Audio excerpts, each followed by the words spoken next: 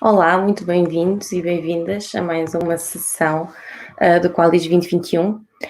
Por motivos de incompatibilidade de horários ou de algo que é alheio à organização, a coordenação que deveria estar presente nesta sessão não pôde estar, e considerando que todas as apresentações que devem ser apresentadas e que estão aqui à espera para terem o seu lugar, devem continuar, eu da parte da organização assumi então fazer a apresentação deste grupo de trabalho e fazer também a chamada dos nossos autores e autoras que têm as suas apresentações para fazer.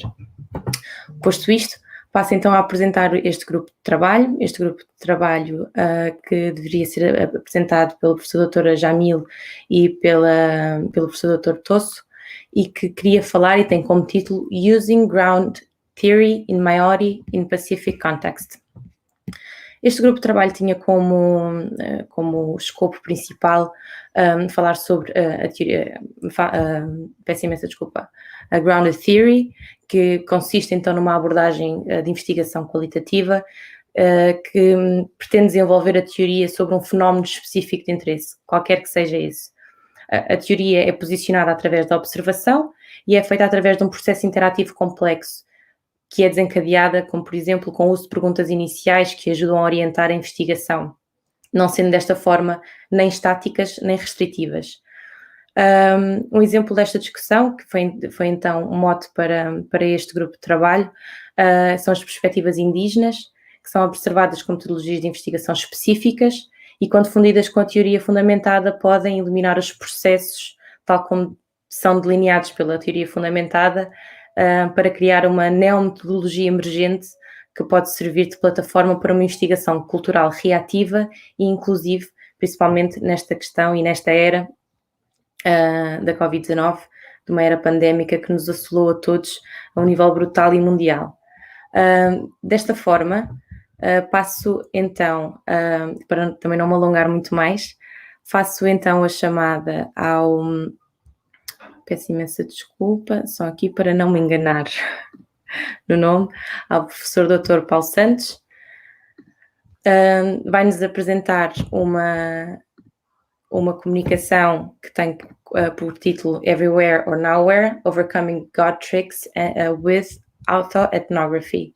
Muito boa tarde, bem-vindo. Boa tarde, obrigado. Não sei se conseguem ver já a minha apresentação. Sim, se me derem confirmação. Sim. Ok, portanto, eu hoje vou falar sobre uma metodologia, uma metodologia em particular, que é a autoetnografia,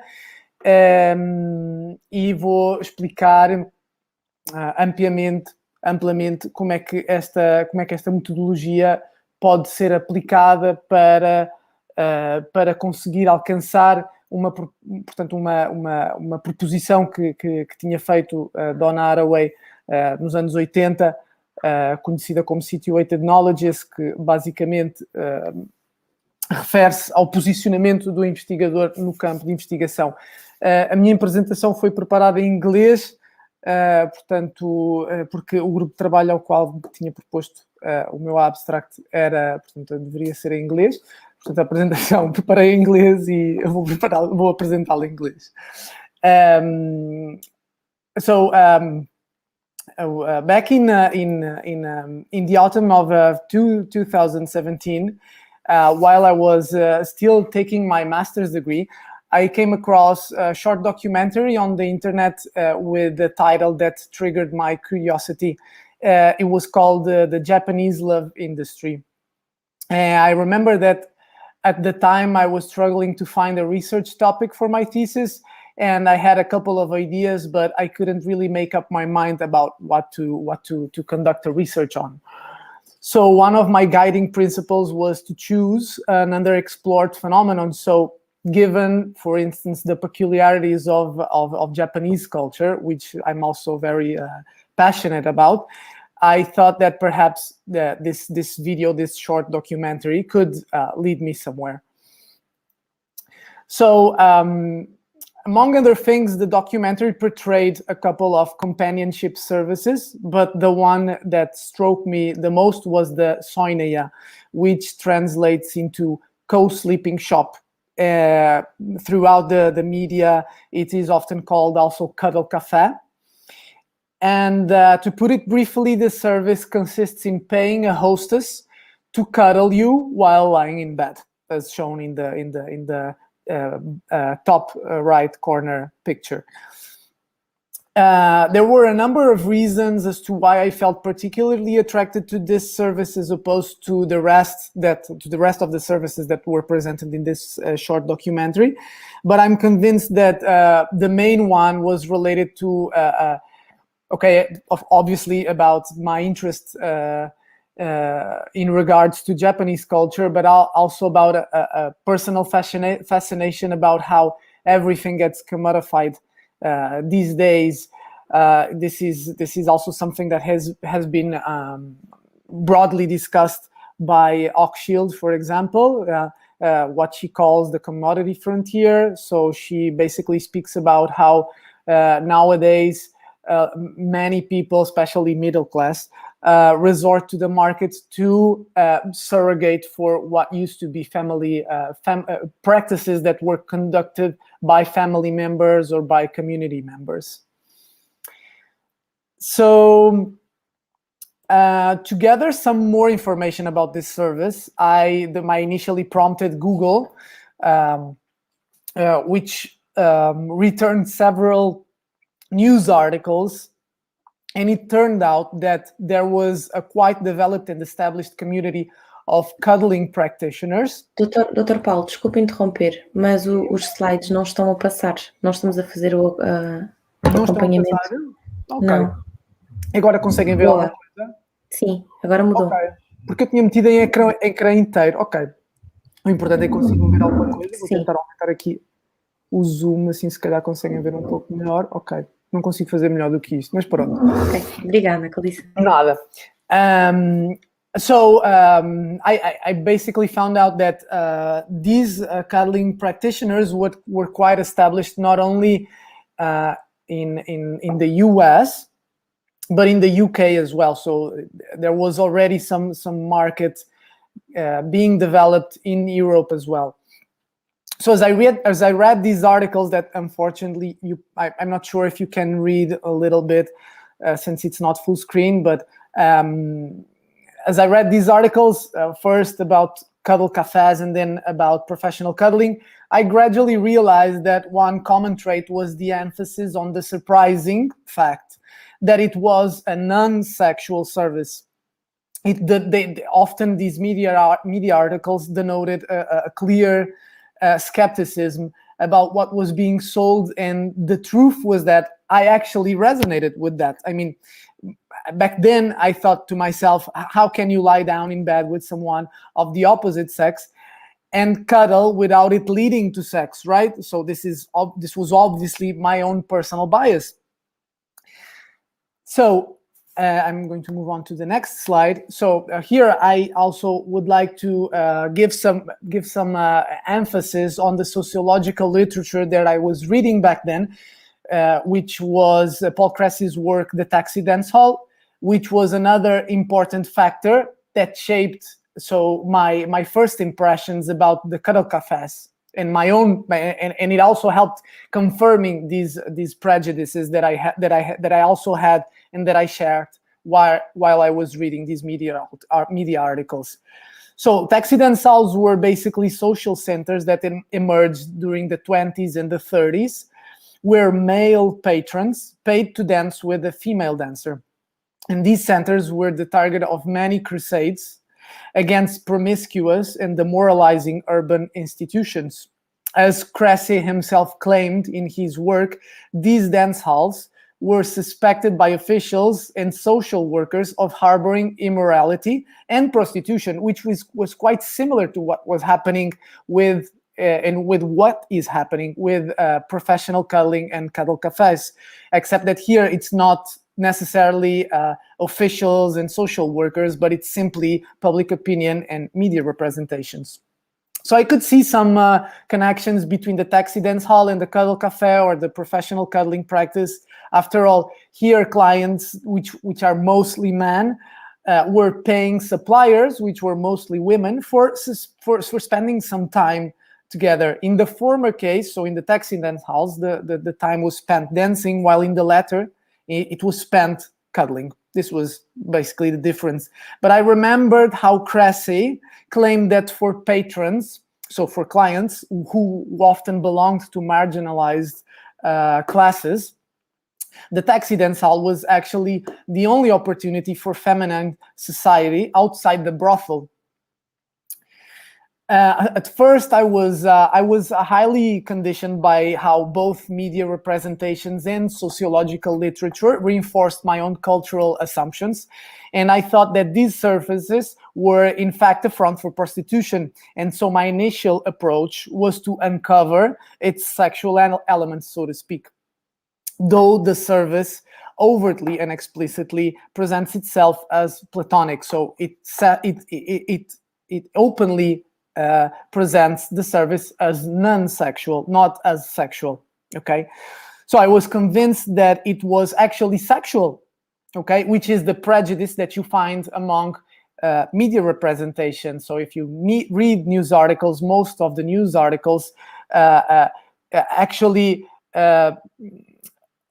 represent the sexuality within these cuddling services as a sort of absent presence. So they make very skeptical remarks. And then if you go through forum discussions, for example, regarding this service, most of the people share this same principle, that even though the service says that it's not a sexual service, people still tend to believe that there is sexuality involved. And many think that it is a front or a form of prostitution. So I went on to outline an interview script guided by this same conception of the service. The whole interview was shaped according to the fact that for me, sexuality was a prerequisite for cuddling. I was conflating physical intimacy and sexuality, but fortunately, I had at least the sensitivity to conduct semi-structured interviews, which consisted in prompts rather than questions, thus leaving space for the interviewees to speak their minds with a higher degree of freedom. So by the end of the second interview, more or less, I felt that something wasn't right, because the interviews were revealing a very different understanding of physical intimacy and sexuality, which made me reconsider my approach. Okay, so I began more like sympathizing with the practitioners' struggle to legitimize their work, which involved confronting and overcoming my own stigmatizing prejudices. So to legitimize their work, practitioners had to demonstrate, and it was a quite hard task for them, had to demonstrate that their service wasn't about sex, that their service wasn't a front for prostitution. This was basically their main struggle. So as my research interests shifted from an exploratory study of professional cuddling to the tensions between public perceptions and service presentations, I had to gather empirical evidence that could reflect not only the social world of professional cuddlers with their practices and identities and their own social meanings regarding physical intimacy, but also the social norms and expectations behind media representations, public opinion, and my own initial prejudice. So this is where autoethnography comes into play. As a methodological approach, it seeks to use selfhood, subjectivity, and personal experience to describe, interpret, and represent beliefs, practices, and identities of a group or culture. In other words, by attempting to make social meanings understandable, the researcher uses his or her own cultural identity to bridge the gap between insiders and outsiders. So here, I used myself to analyze and get a deeper knowledge and confirm the biases that were underlying media representations and public opinion regarding this service. So, as I said, in my case, I ended up using my own personal experience as a cisgender, heterosexual, middle-class, white, abled man growing up in a heteronormative society to confirm and analyze the cultural biases that shaped the public opinion and media representations about professional cuddlers, or also how these social categories shape cultural understandings of non-sexual intimacy in general. So the combination of an active engagement in critical reasoning and self-reflection, which is one of autoethnography's core practice, together with the research participants' own experiences and understandings of physical intimacy that were shared throughout the interviews, this allowed me to achieve a sort of what I call a stranger perspective. So here I draw on Zimmel's phenomenological understanding of the stranger. So for him, for George Simmel, the stranger expresses the unity, both the unity and nearness, both the nearness and remoteness, and the indifference and the involvement. In fact, I was at once an outsider in the social world of professional cuddlings, working on becoming an insider. So this is basically the work of the researcher.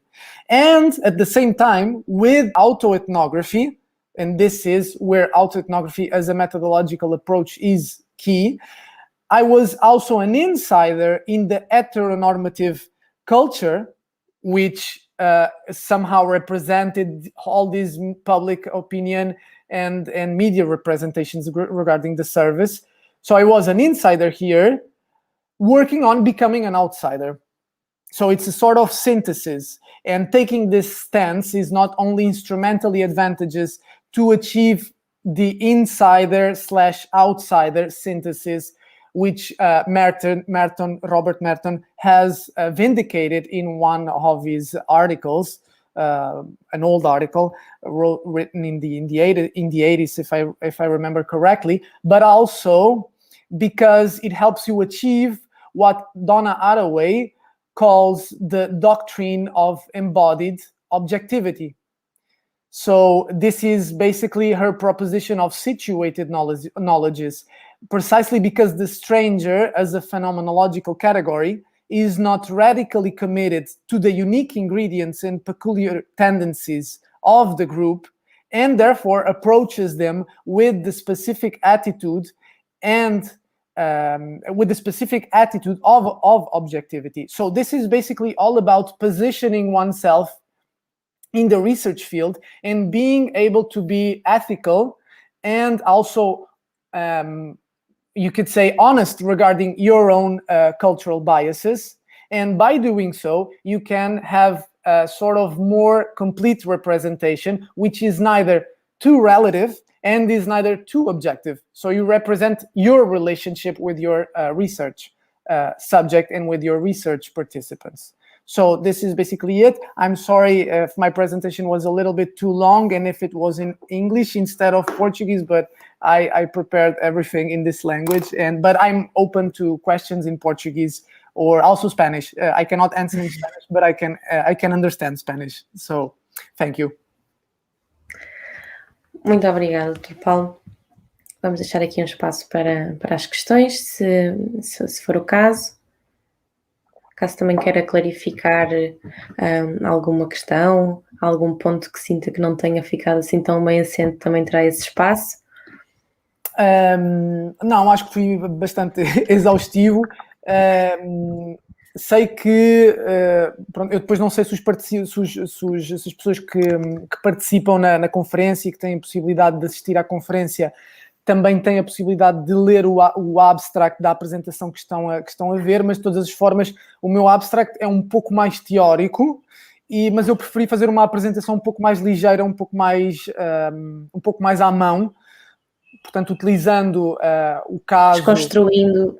Exato, utilizando o caso ilustrativo da minha tese de mestrado portanto, aqui sou um bocado redundante, mas para ilustrar, portanto, como é que esta estratégia metodológica pode ser útil para superar determinados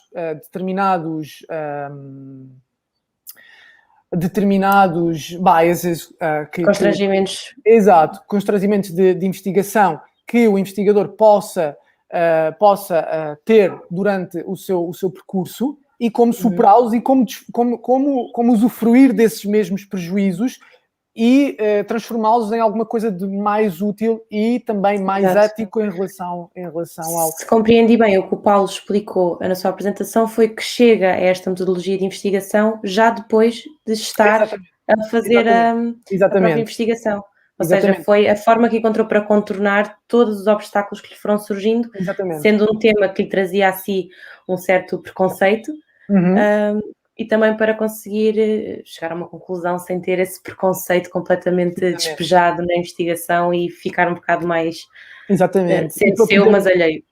E para poder também, portanto, aproximar mais aqueles que são os problemas que os participantes portanto, do meu projeto de investigação afrontam no dia a dia, portanto, para poder contribuir em qualquer modo a legitimizar o seu âmbito de trabalho, basicamente.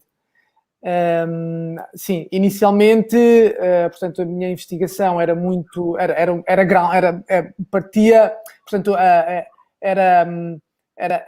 ideia inicialmente era que fosse, portanto, baseada nos dados, ok? Portanto, que se fizesse em qualquer modo em relação à grounded theory, portanto, existe aqui também uma ligação.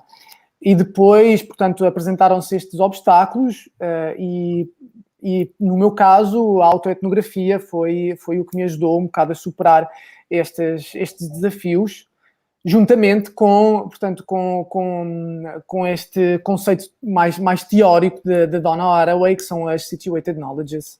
Basicamente é isso. Peço desculpa pelo meu português, porque eu estou a viver em Itália há 7 anos e já não sei falar nem português, nem italiano, e, portanto, depois o inglês acaba por ser... Não se preocupe, não ouvimos ainda o italiano, mas o português e o inglês estão ótimos. Bem, temos aqui uma pergunta da professora doutora Marisa Carvalho, que primeiro expõe que achou muito interessante a sua partilha e agradece por isso, e questiona... tem a curiosidade gostava de perceber em maior detalhe a operacionalização da estratégia metodológica, como se faz, como se apresenta. Portanto, para operacionalizar esta estratégia metodológica, uma das atividades principais que ajudam é adotar o mais cedo possível uma posição autocrítica e reflexiva, portanto, que permita rever os próprios prejuízos e depois, digamos que isto não pode ser, obviamente, esta atividade não pode ser, como é que eu ia dizer, operacionalizada independentemente depois dos pontos de vista dos participantes de investigação, ok? Um outro instrumento útil é, portanto, ter um diário de investigação, escrever sobre as próprias emoções, escrever sobre os próprios prejuízos. Portanto, é uma questão mesmo muito relacionada com ser verdadeiramente honesto e evitar a tendência que muitas vezes se verifica em âmbito académico, que é o de construir uma narrativa performativa, ou seja, eu vou elaborar um texto que idealmente me projeta como tal como ilustra depois também a Donna Haraway com o seu conceito de situated knowledges, como, digamos, o estereótipo do investigador, ok? Que é uma pessoa objetiva, que sabe perfeitamente do que é que está a falar, que consegue manter uma posição de destaque em relação ao seu objeto de investigação, e, portanto, sim, penso que depois também seja muito útil, por exemplo, fazer aquilo que em autoetnography se chama de memory work, que é basicamente ilustrar como é que esses mesmos prejuízos se sedimentam no investigador, fazendo referimento a situações, a episódios passados, onde o investigador efetivamente verificou determinados comportamentos. Portanto, eu, no meu caso, utilizei uma série de episódios que me lembrava de quando era adolescente, por exemplo, para ilustrar aquilo que eu conseguia verificar depois nas representações mediáticas e na opinião pública em relação a estes serviços. Portanto, não sei se pode ajudar, mas estes são algumas das estratégias mais operativas que se podem utilizar para a autoetnografia. Muito obrigada. De nada. Damos então seguimento a esta sessão. Passo então a chamar a professora doutora Alexandra. Olá. Olá, que tal, Mari? Tenho que admitir que houve aqui uma falha minha na organização. A doutora Alexandra iria ser a primeira a apresentar, mas entretanto houve aqui uma troca mas terá agora o seu lugar e o seu tempo para fazer a apresentação. Eu quero então apresentar o seu trabalho. Sí, por supuesto. Bueno, el título de mi trabajo es El rol de la enfermera navegante en el proceso de mastectomía y reconstrucción mamaria. Es una revisión de alcance. Primero que nada, comentarles que este proyecto es parte de mi tesis doctoral, la cual estoy haciendo en la Universidad de Alicante, en España, y está adjunta a la línea de investigación de antropología de los cuidados. Esta revisión de alcance, si bien es muy diversa, opté por poder incluir el rol de la enfermera navegante, ya que no hay una diversificación entre toda la literatura encontrada. Y eso implica que hay diferentes tipos de mastectomía, diferentes tipos de reconstrucción mamaria, diferentes características de las mujeres en las cuales, pues, estas mujeres no son específicas. No hay manera de cuadrar una revisión de alcance de esta manera. Lo único que podía unir a esta revisión de alcance era el rol de la enfermera navegante. Este concepto como navigator nurse es utilizado en oncología justamente como una enfermera que está totalmente capacitada para dar un acompañamiento a la mujer desde el momento que recibe el diagnóstico de cáncer hasta el momento en el cual es dada de alta e incluso en posteriores visitas para las cuales ella vaya a hacer revisiones, ya sea semestrales o anuales, hasta que, bueno, sea considerada como una superviviente del cáncer de mama. Me gustaría comentarles que el proyecto está considerado dentro de un grupo de investigación en el cual hemos participado diferentes elementos con formación diversa, pero que, bueno, está principalmente dirigido por enfermeros. Sabemos que históricamente el cáncer está representado como imágenes de muerte, de dolor, de sufrimiento, de vergüenza y de ocultación. Y esto porque se agrava el proceso corporal, porque existe una mutilación. Y al existir una mutilación, el cuerpo se considera como una pérdida de la identidad femenina. Las mujeres que son afectadas por este cáncer de mama, pues suelen tener diversos sentimientos y emociones durante la trayectoria del proceso de la enfermedad. En ellas, pues, está implicada la incertidumbre, el miedo a la muerte, la falta de adaptación a la imagen corporal, posibilidad de recurrencia o incluso la sensación de que pueden morir. La decisión que tienen las mujeres para poder realizar reconstrucción mamaria es diversa. No siempre van a ser los motivos por la reconstrucción identitaria.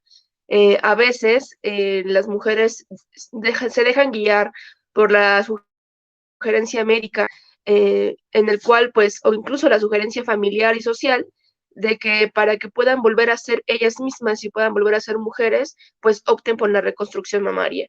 Sin embargo, en esta revisión de alcance, pues se logra ver que hay una expectativa por sentirse normal.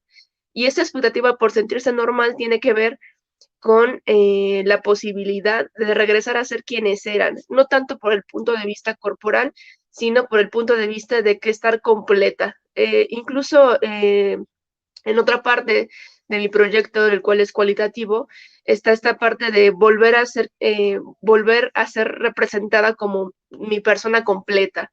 En esta revisión de alcance fueron análisis de estudios cualitativos acerca del papel de la enfermera navegante en todo el proceso de reconstrucción mamaria y mastectomía por cáncer de mama. Fue una revisión realizada de enero a septiembre del 2020 y que continúa incluso actualmente actualizándose. En Web of Science, en PubMed, Medline, Scopus y un rastreo manual de estudios cualitativos que se hizo a través de revistas de antropología, de psicología y de sociología. Esto para poder ampliar un poco más el rango de las posibilidades que pueden existir acerca de todo el proceso de reconstrucción mamaria y de mastectomía. Y esto porque es un fenómeno social el cáncer. Y al ser un fenómeno social, pues tiene una implicación médica y por ello, pues apoyarnos en otras ciencias, pues nos permite cubrir un rango mayor de literatura. Estos, estudios cualitativos los encontramos en inglés, en español, en portugués y algunos en francés. Que fueron publicados de 2016 a 2020 al ser una literatura actualizada y se utilizaron como descriptores de la salud Navigator Nurse o Role of Navigator Nurse, Oncology Nurse Navigator, Qualitative Research, Breast Reconstruction o Mammoplasty, Body Image o Self-Concept, y algunos subheadings como Psychology, Sociology o Anthropology. Se identificaron 1.689 artículos, de los cuales pues solamente 24 cumplían los criterios de inclusión y de exclusión. En ellos pues se abordan diferentes temas, como la toma de decisiones, la cual está más enfocada a la evidencia que tienen las mujeres y las consultas externas a las cuales ellas acuden para someterse a la reconstrucción mamaria. En el proceso de toma de decisiones de si me lo hago o no me lo hago, es decir, me someto a la reconstrucción o no me someto a la reconstrucción, depende mucho, primero que nada, de las cuestiones médicas. Esto porque dependiendo si la mujer fue sometida a quimioterapia o radioterapia, la piel tendrá ciertas características de las cuales podrán optar por expansores y al optar por expansores tienen posibilidad de terminar en una reconstrucción mamaria.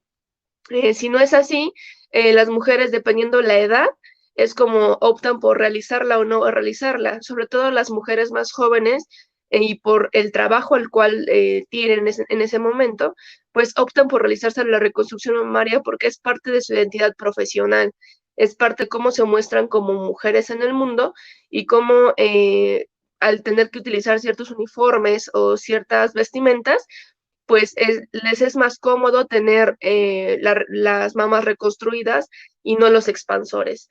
Los expansores, pues, son un mecanismo del cual utilizan los médicos para poder ampliar la zona de la piel mamaria para que, va incrustándose cada vez más 200 mililitros o 200 centímetros cúbicos de solución salina, y esto puede ser semanal, quincenal, mensual, pero va incrementándose el volumen de la zona mamaria.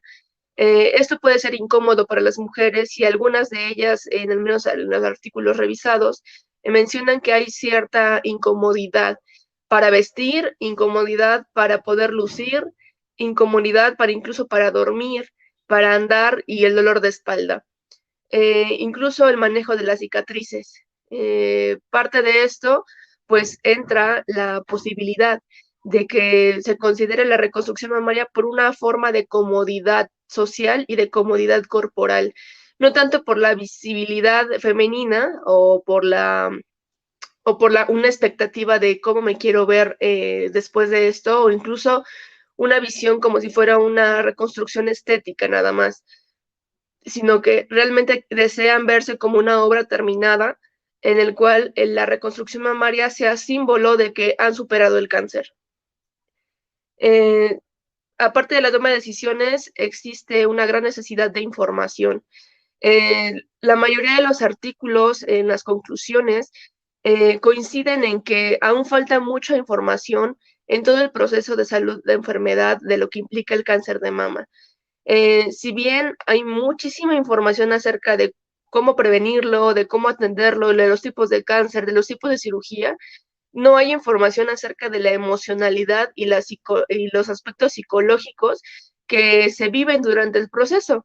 Entonces solamente se ve como un estado del ser en el cual pasa de ser una persona que no tenía cáncer a una persona que tiene cáncer y que ahora tiene que someterse a una serie de cirugías para poder volver a ser quien era. Entonces, en ese puente no existe como tal un acondicionamiento emocional en todo el proceso.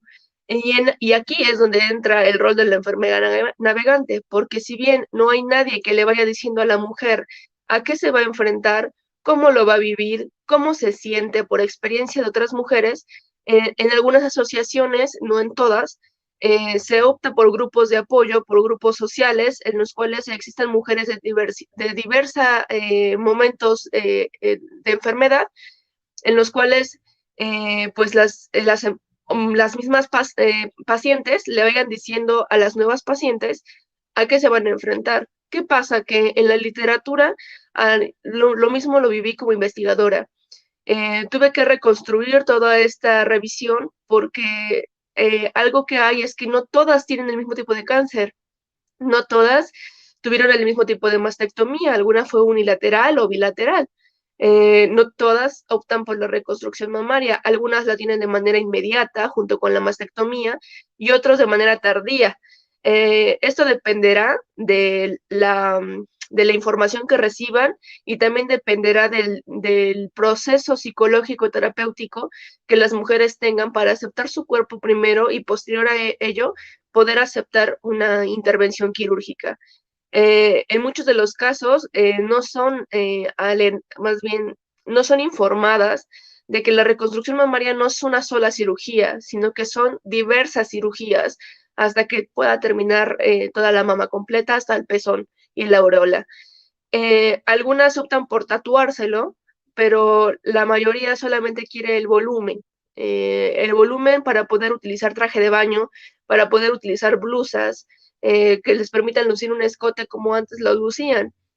Y bueno, se demuestra realmente que existe una influencia del cirujano por decidir la reconstrucción mamaria e incluso el tipo de reconstrucción que van a tener. Y no en todos los casos se les dan todas las opciones quirúrgicas a las cuales pueden atenderse. Dentro de ellas está un tipo de cirugía que es la flap, en donde se opta por cortar parte de la piel abdominal, puede ser muslos o glúteos, y esta piel se coloca en la zona mamaria. Sin embargo, las mujeres quedan con doble cicatriz. Entonces, no es solamente la cicatriz ya de la mastectomía y de la reconstrucción mamaria, ahora también hay una cicatriz corporal. Y muchos de ellos lo dicen como si fuera realmente un cuerpo que está siendo mutilado para volver a ser quien era antes. Y se señala también la necesidad de restaurar el sentido de normalidad del cuerpo. Ese sentido de normalidad no siempre tiene que ver con la feminidad, sino que existe una sensación de un cuerpo extraño, como una reconstrucción fallida. Y esto se da en los casos en los que se reconstruyen las mamas de manera tardía o de manera inmediata, puede ser en ambos, pero la sensación de que este cuerpo no me pertenece porque estos implantes son ajenos a mis mamas anteriores, no hay una estabilidad psicológica, espiritual y sobre todo mental, de que yo me voy a someter a una cirugía para que mi mama vuelva a ser la que era. La decisión de la reconstrucción también se relaciona con la edad, con la educación superior, con si tienen seguro privado o público, el deseo de evitar la prótesis, sentirse completo de nuevo. La no elección de reconstrucción se relaciona con evitar más cirugías, con temor a las complicaciones y la falta de información. Esta falta de información en la reconstrucción mamaria también tiene que ver con que no siempre se les dice los riesgos y las complicaciones que puede haber por la cirugía. solamente se opta por decir cuáles son los beneficios. Y los beneficios son que, bueno, vas a tener mamas, ¿no? Pero en ese sentido, cuando las mujeres se enfrentan frente a un espejo al ver la reconstrucción mamaria, en ese momento las cicatrices, la inflamación y la apariencia no son las más adecuadas y puede en esa ocasión existir una insatisfacción con la cirugía realizada. A veces la reconstrucción se promueve como un proceso normativo posterior a la mastectomía y la toma de decisiones informada pues disminuye esa sensación de aislamiento, sobre todo social. Ahora bien, también se señala que se identifica una falta de información respecto a las expectativas. La expectativa suele ser más de un resultado visual que de un resultado terapéutico conjunto y holístico. Pues elige con preferencia la cirugía elegida por el médico. Y ahora, cuando la mujer piensa en no someterse a una reconstrucción mamaria, existen presiones sociales y familiares por las cuales ella opta reconstruirse la mama. Estas presiones sociales son más allegadas a ¿por qué no te reconstruyes? ¿Por qué no vuelves a ser como eras? Porque la comodidad implica incluso también la vestimenta. Ahora bien, a medida que la población, a manera de conclusiones, a manera de que existe una conciencia en la población de que los pacientes con cáncer de mama puedan elegir la opción quirúrgica en el tiempo que ellos decidan elegirlo, la reconstrucción mamaria pues cada vez va a exigir mayor cantidad y calidad de información y la comunicación sobre la percepción del tratamiento y expectativas pues deben de mejorar la asistencia porque se vive un aislamiento social mientras yo estoy viviendo el proceso e incluso la paciente vive una sobreempatía con las personas alrededor de ella y hay una disminución de la expresión de emociones y sentimientos que le ha ocasionado todo el proceso e incluso llegar al punto de que la mujer tenga que consolar a otras personas por la noticia del diagnóstico y sobre todo por el sometimiento a un proceso tan cruel como la mastectomía y la reconstrucción mamaria. Si bien a veces son procesos que se deben de tomar en cuenta porque es parte de sanar, debe de haber un acompañamiento terapéutico y para ello también existe la importancia de la enfermera navegante. Esa enfermera que es capacitada multidisciplinariamente para acompañar a la mujer, y puede ser mujer o hombre, pero sobre todo a las mujeres que lo padecen. Esto para aceptar el cuerpo primero, para aceptar el proceso, para aceptar el diagnóstico y posteriormente ir caminando poco a poco el paso del proceso y la trayectoria de la enfermedad. Entonces, aún queda mucho por hacer, queda mucho por investigar, por ahondar en la literatura, pero de primer acercamiento puedo comentarles esto. Es a la par la investigación que se está realizando, pero incluso tiene un diseño emergente la investigación y este diseño emergente pues se ha convertido en una investigación-acción en donde las participantes tienen una sensación activa de poder influir en el apoyo a otras mujeres. Y pues ahorita que comentábamos en la sesión anterior, la autoetnografía, pues justamente el proceso de cáncer mamario es un proceso de autoconocimiento, de regresar al cuerpo y volver a entenderlo como un cuerpo que no solamente tiene mama, sino que además tiene una historia. Y en ello, pues bueno, puedo concluir con esta ponencia. Muchas gracias. Muito obrigada, doutora Alexandra. É realmente uma apresentação que nos faz pensar, principalmente porque é uma investigação que nos traz muito à consciência a importância que um acompanhamento personalizado, e que neste caso será dado pelo enfermeira navegante, é importante num processo de uma tomada de decisão consciente, seja numa fase inicial de um processo de tratamento, seja no pós-tratamento, na questão de saber lidar, de saber ultrapassar, e é realmente, principalmente porque é um tipo de situação que nos é muito comum, há sempre alguém próximo que passa por estes processos e realmente são decisões que devem ser tidas pelas instituições que cada vez mais fazem sentido nesta altura. Muito obrigada. Deixo aqui um espaço a perguntas, caso existam. Não sei se o Dr. Paulo queria falar. Isso é possível. Sim. Queria Alexandra. Sí, está bien. Ok. ¿Hablas un poco de inglés? Sí, te puedo comprender. Ok. Sí. Perdóname, pero es que hablar en portugués es peor, hablar en español peor aún. Pero intento decirlo en inglés, que es más Claro que sí. sencillo para mí. I think I want to make a comment. I think that it's very interesting, so to speak, that that emotions are so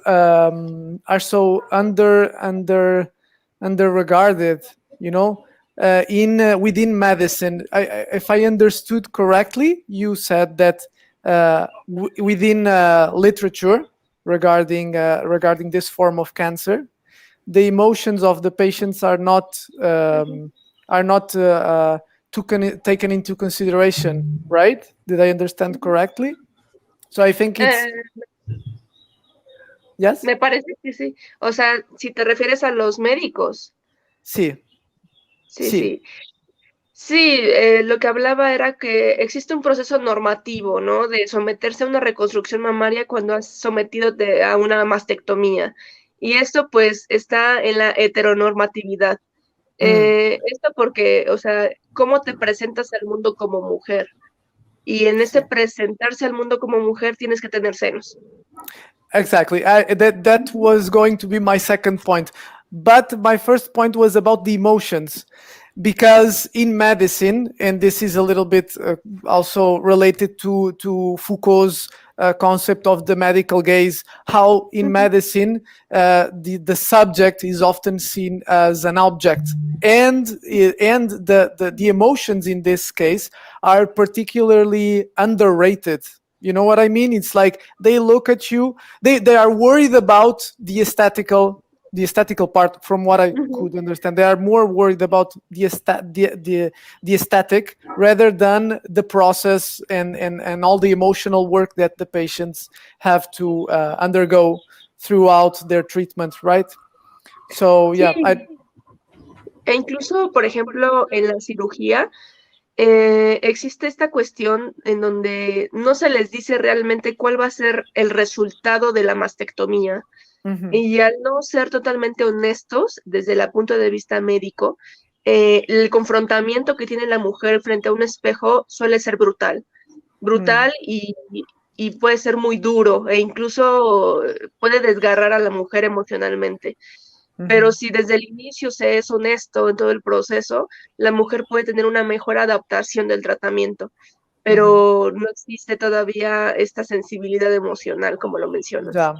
O sea que la tua conclusión es que es necesario que exista esta figura que es la enfermera, ¿cómo la has llamado?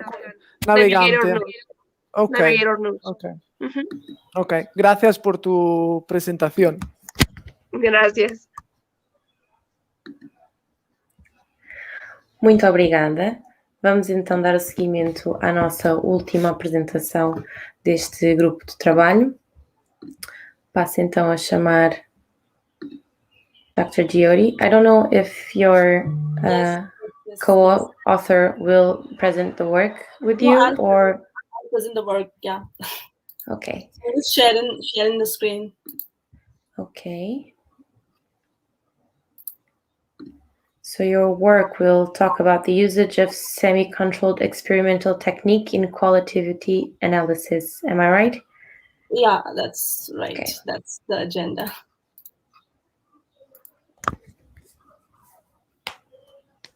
Is my screen visible now? Not now, or not yet.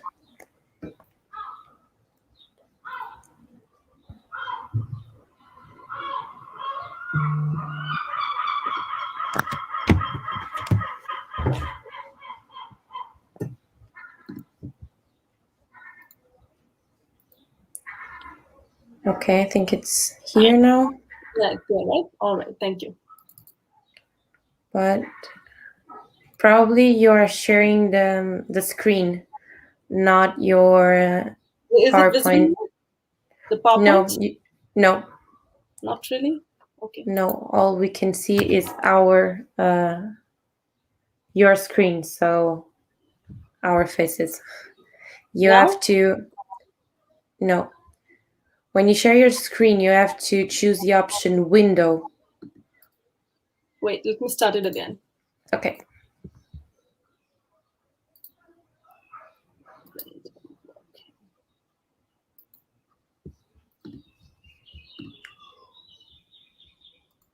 Is it showing now? No, not yet.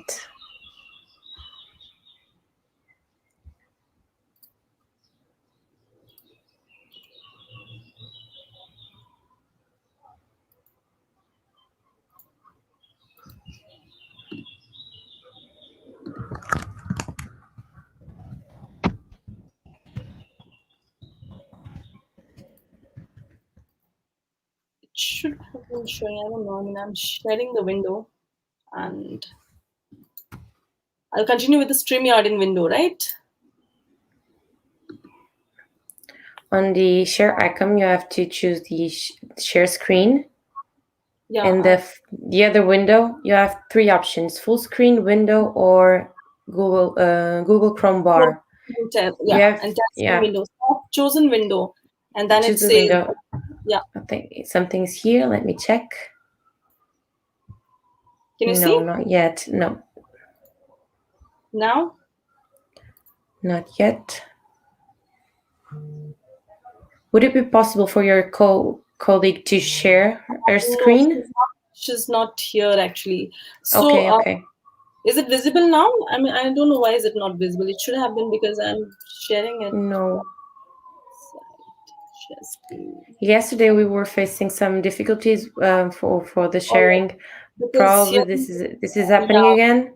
Yeah, because here in India we usually use Google Meet. So anyway, but yeah, I have followed all the required steps. Like I've chosen the Yes. window and then the StreamYard, right after the window. Mm-hmm. Yeah. No. After the window, you have to choose the PowerPoint.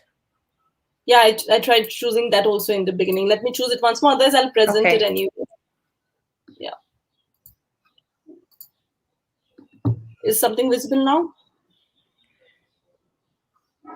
No.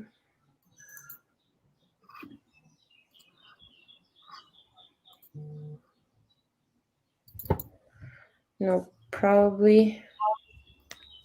Because I am sharing it.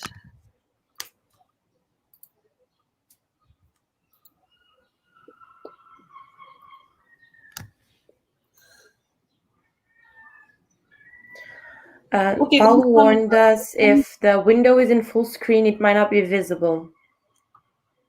In full screen? Yeah, Okay. Paul, yeah. Try to see if the window is in full screen, it might not be visible.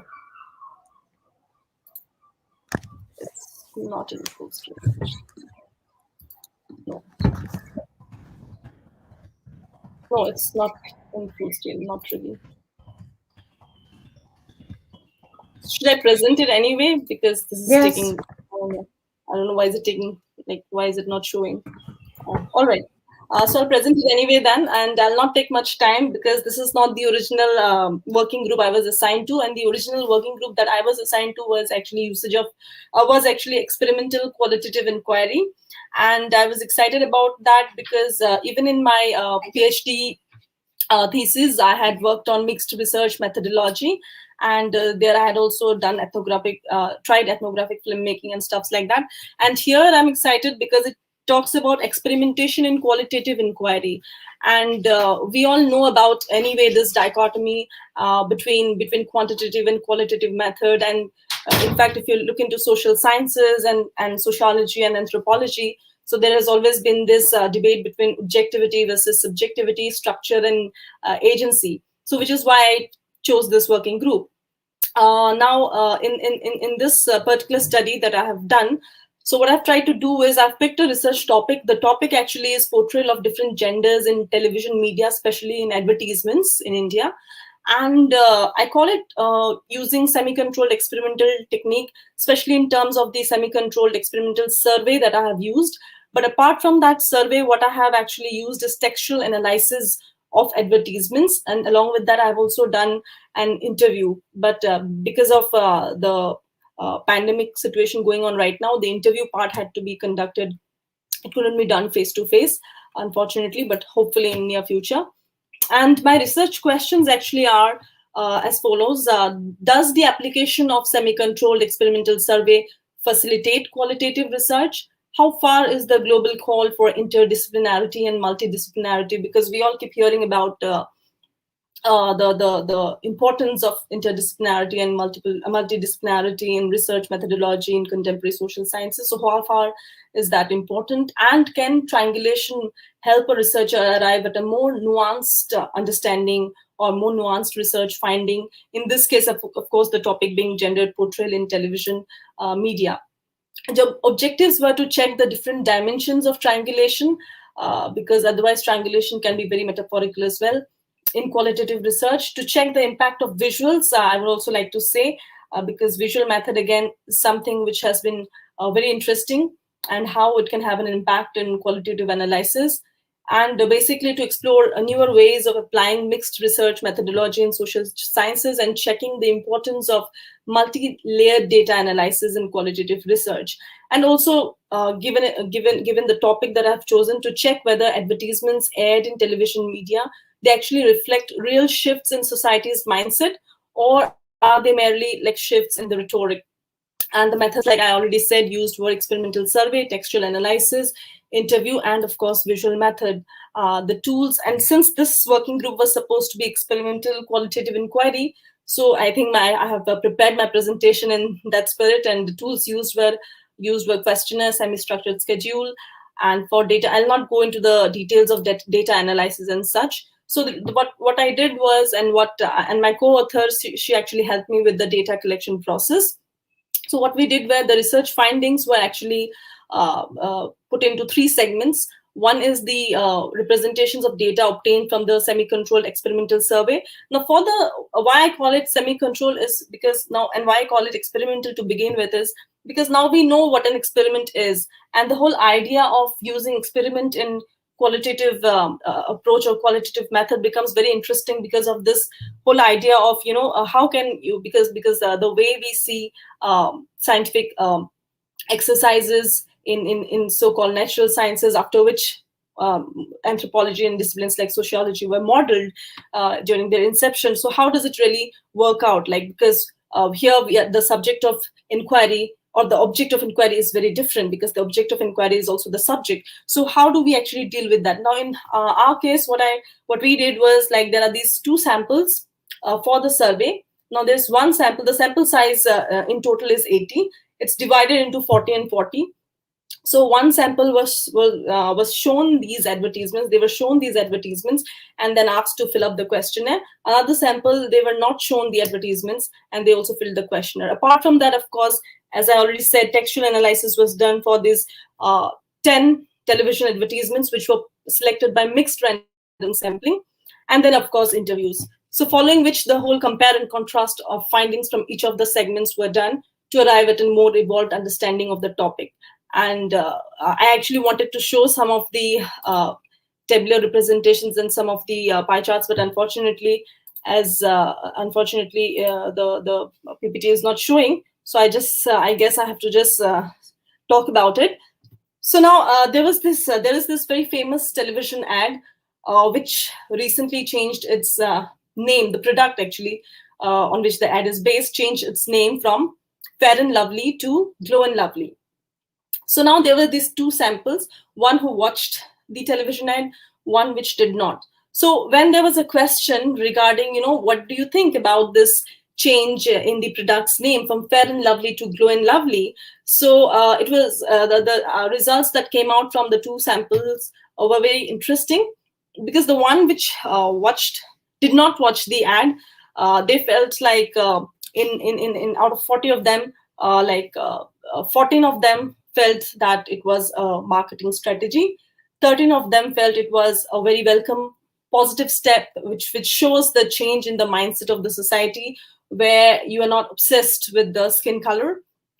5 of them thought that the product quality is what is important, and 8 of them didn't answer actually. They simply, because this was the only open-ended question in the questionnaire, because there were a total of 15 questions and rest 14 of the questions were close-ended questions. So this was the only open-ended question. So 8 of them who did not watch the television ads did not answer. They said, did not answer as in they said they don't know or no comments and things like that, stuff like that. So I put it in the category of don't know. And then, of course, there was this other sample which watched the ads, and there a huge chunk of percentage of respondents, like 50%, which is 20 of the out of the 40, they felt that this was a capitalist marketing strategy. So the kind of responses they gave, I kind of coded it into this category. And then again, 14 of them felt it's a positive step. 4 of them felt that the product quality matters, not the name.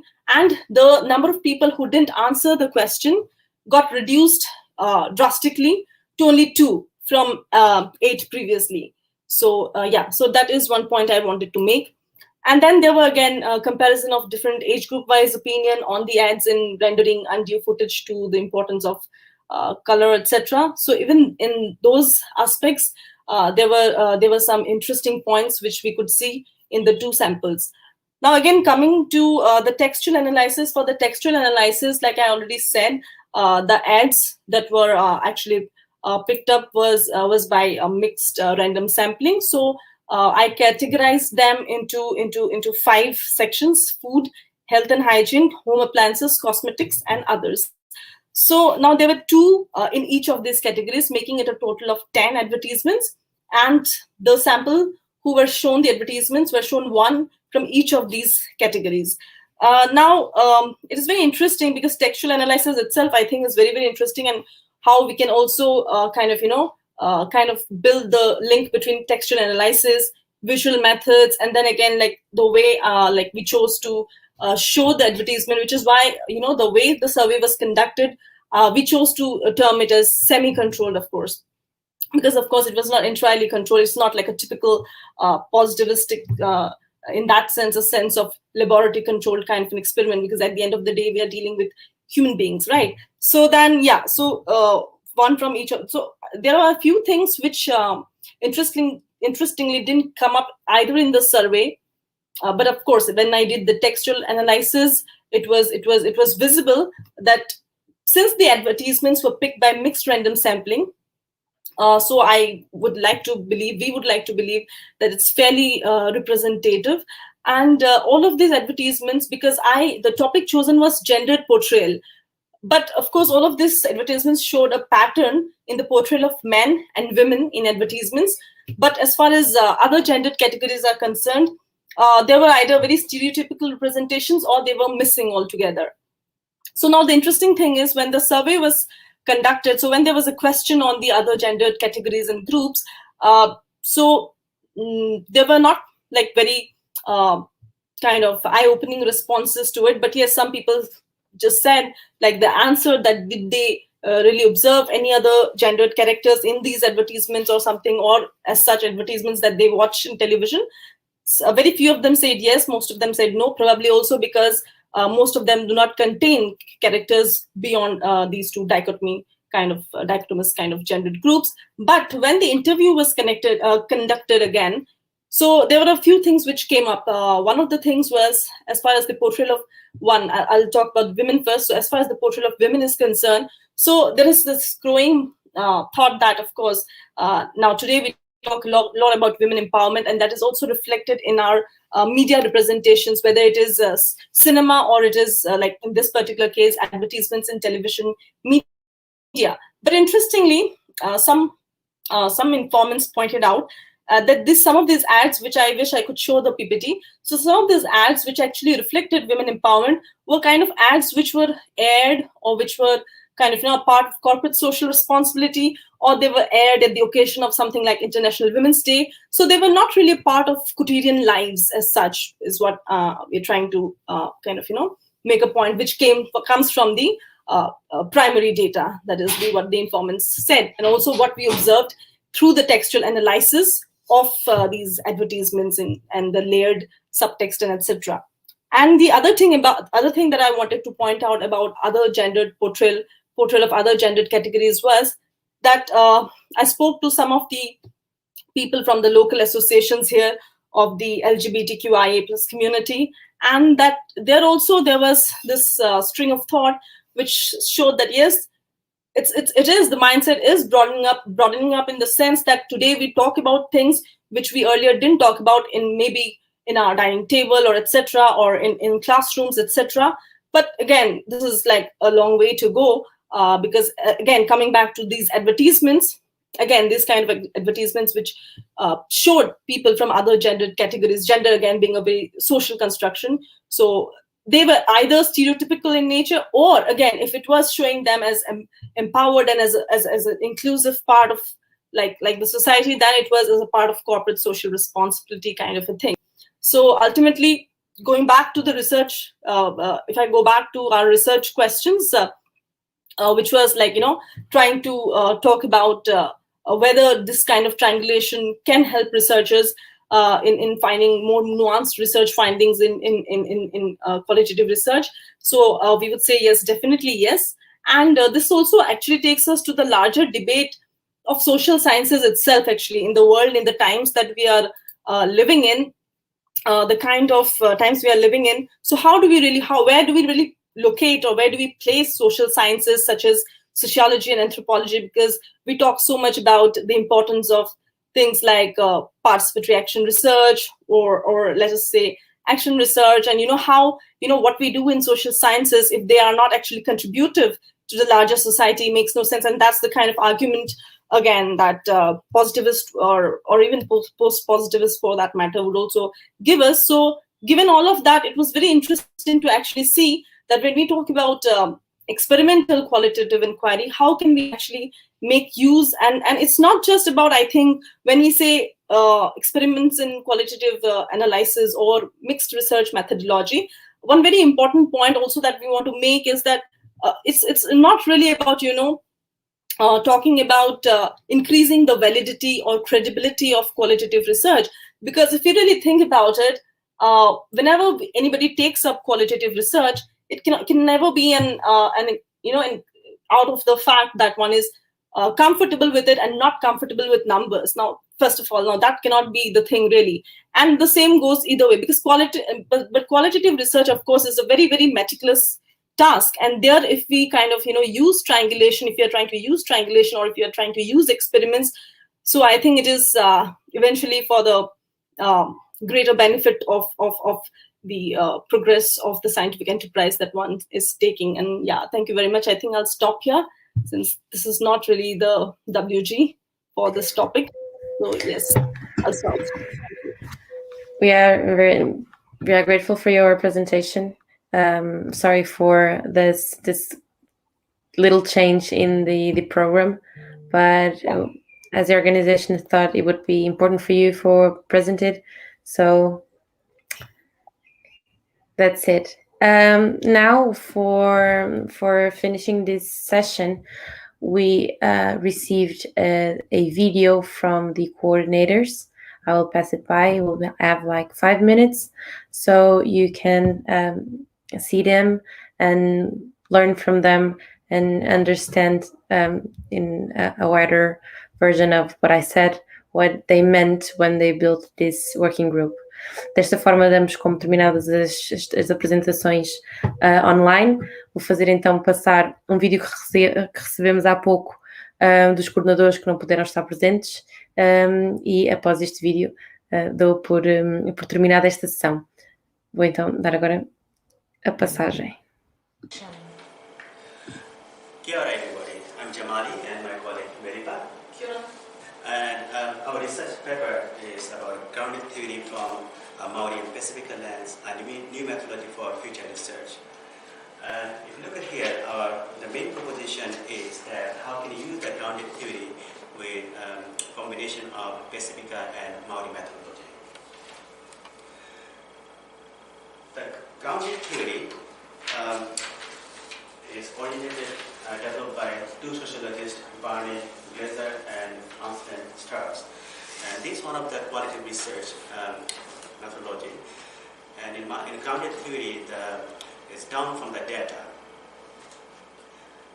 likely to offer insight and enhance understanding and provide a meaningful guide of action. And if you look at the Maori research methodology is more Kaupapa Maori, and it's based primarily on tikanga. Tikanga is a culture, and it's value and belief based. There are few principles that include, for example, aroha ki tangata, to respect for people, kanuhai ketea, the seen face, present yourself face to face. I mean, here, if you look at here, the Kaupapa Maori also is one of the value and belief-based methodology.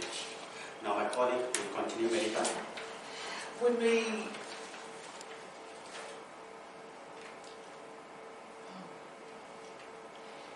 we look at some specific examples of Pasifika methodologies, we find that it is also grounded within the lived experiences and also value and belief based. For example, when we look at Timoti's Talanoa methodology, we see that conversations informally are actually grounded with participants and within the community are actually sharing what they perceive and conceive life to be.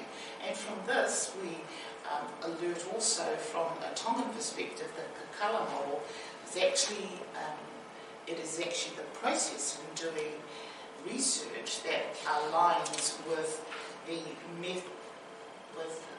usage of the analogy and also metaphor of one actually creating the Kakala. It is within the essence of the Kakala model that asserts that in the process of making the garland, this outlines the specific methodology systems and also the methods used. We also assert that the Una model from a Samoan perspective outlines the developmental processes within the holisticness of the actual person. And to date, there are many similarities and also dissimilarities between Maori and also Pasifika underpinnings concerning methodology systems. Yeah, if you look at here, the grounded theory and naturalistic inquiry, anthropography, Talona, is belong to phenomenological research that is more kind of, if you think here, that the approach focus on understanding the meaning that event had for participants. And our new methodology that we suggested,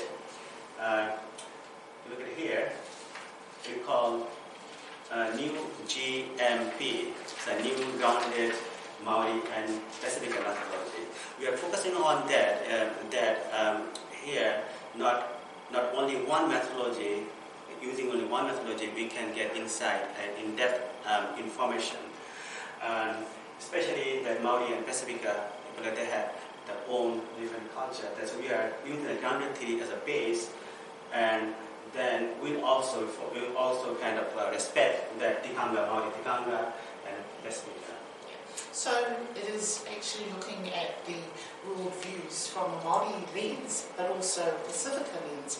And when we try and meld these two together for research purposes specifically, we find that culture from our past and knowledge, the epistemological knowledge and the ontological knowledge from the past actually determines our present.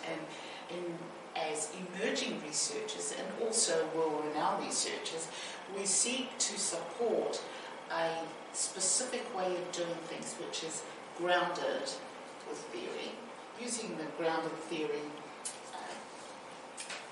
baseline and also integrating the Kaupapa Māori and also the Pasifika methodologies. There are a vast amount. It is numerous and it's in the development stages of perhaps a newer age. So our proposition, and linking in with our proposal system, is that this neo-GMP is a voice for looking at decolonising specific systems from our past and also our present, and hopefully for the future. There is a lot of work yet to do. Thinking is in development, as Dr. Jamali has asserted, but time can only tell, because it's only dependent on how we structure such methodologies and how we utilise them. And the most important thing is that these methodologies seek no harm to any person. Yeah. Nō reira, tēnā koutou. Tēnā koutou. Tēnā koutou katoa. Tēnā koutou.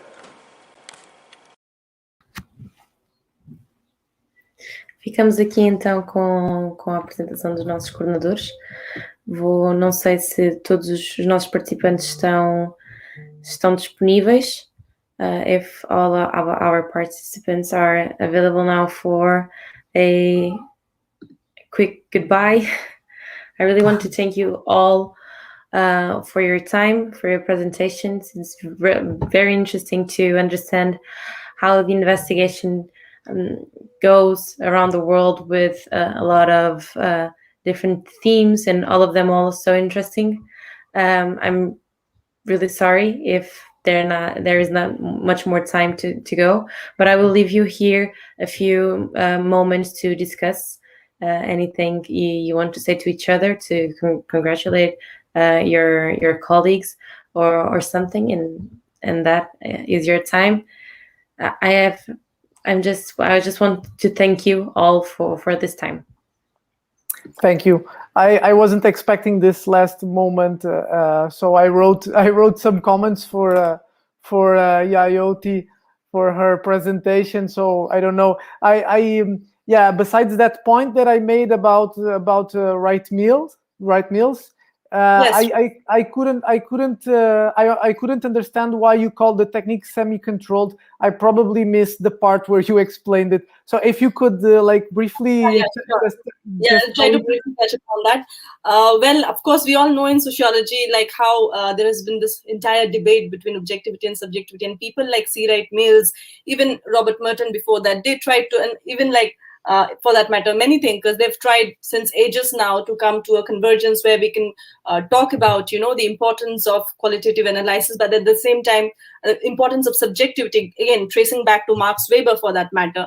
But then again, there have been all these years, this entire debate between, of course, there was a point when C. Wright Mills was actually, like you mentioned, C. Wright Mills, so I'm trying to talk about his work. When he was actually writing, or he was doing talking about sociological imagination, that was a point of time when, of course, I'm sure all of us know that there was a lot of statistical and all this, too much of experimentation, too much of statistics, etc. So that was the background in which he was writing. And then again, there came a point when again it became all about ethnography, all about as if, doing fieldwork is like an alibi, for not being comfortable with numbers. So, there were these different phases. So again, there was this lot of questioning about, what is this ethnography, like whether it's storytelling or is it really a scientific enterprise? So all those kind of questions also started coming up, which is why in recent decades, if we all know, there's a lot of push, everywhere in academic disciplines, in every university, I'm sure there's a lot of push towards mixed research methodology. So how do we really explore this novel ways of mixed research methodology, data triangulation? How do we really do that? Right. So it was in that spirit of the working group, I suppose they wanted to create that working group, which was left midway of experimentation in qualitative and in qualitative inquiry, the spirit of qualitative inquiry, not making it, all about, of course, we give importance, we have to give importance to subjectivity because like I said in my presentation, also the objective inquiry is very different in social sciences.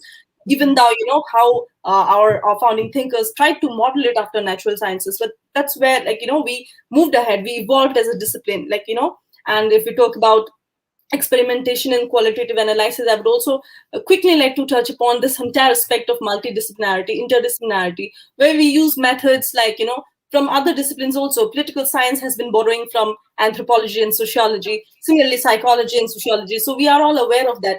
And here, like in the spirit of that working group, I actually used that terminology.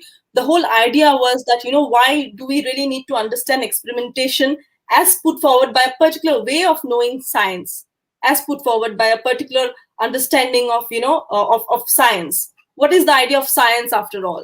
So why can't we broaden that horizon of understanding science, So that was the whole idea. When we say experiment, do we really see it as a lab-controlled experiment?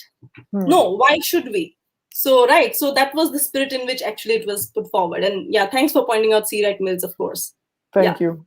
Thank you for clarifying that for me. Thank you. And your topic was also very interesting. Thank you for presenting it in English, especially. Oh, yeah. You're welcome. It was very convenient for me too, because I don't feel comfortable anymore speaking in Portuguese, unfortunately. Okay. And thank you. I don't know how to pronounce your name actually. Rita is like what I can get. So yeah, thank you for letting me present. Yeah, thank you. Thank you from my and my co-authors' behalf. Like I'm Dr. Jyoti Das, and my co-author is my research student, Chandamita Patel. Thank you. And thank you, Alexandra, also. Sorry, I couldn't get much of your presentation, but thanks to Paula, if I'm correct, we got a little bit of it in English, and I could immediately connect some of it. Yeah, thank you. Thank you very much. I hope to see you soon. And I invite you to watch all the other sessions. Not all, they are not all in English, but if you want to, we will be very pleased. Thank you very much. Thank you for this opportunity. It's really hard to organize these sort of conferences, especially if it's in an online environment. So don't excuse yourself too much. It's okay. All of this sort of technical problems are really understandable. Don't worry. Thank you. Thank you. Thank you. Bye. Sorry, I couldn't share the slide. Sorry, I don't know. Because here in India, we usually use Google Meet and Zoom platforms, and so I don't know. But I was following all the steps, but it was just not plain. I don't know. Yeah, sometimes it's just like that. We don't know. We do everything right, and everything falls apart. But you went just great. Don't worry. Thank you very much. Thank you, everyone. Thank you, everyone. Bye. Take care. Bye. Bye-bye.